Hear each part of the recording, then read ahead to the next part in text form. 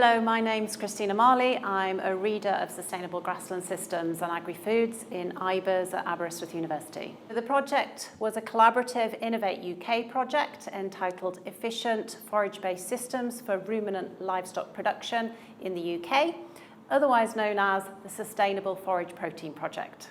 The aim of the project was to find alternatives to imported soya that were a key component within the ruminant diet. We were looking for homegrown alternatives that reduce the carbon footprint of these protein feeds.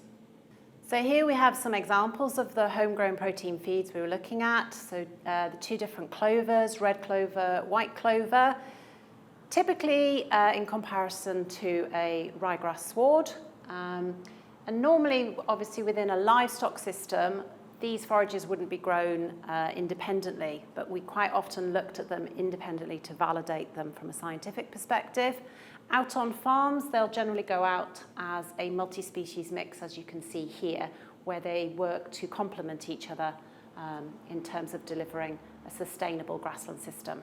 Working with farmers who were part of the project team, the project partners aimed to understand and overcome the barriers for UK farmers to grow their own homegrown protein feed.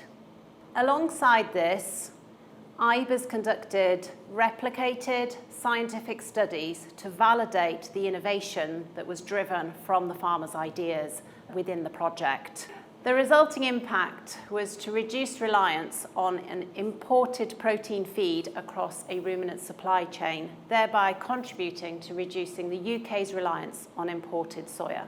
The impacts of the project are still being seen, and the Sustainable Forage Protein Project is a really good example of what can be achieved when a team of researchers and industry partners work together with a common goal.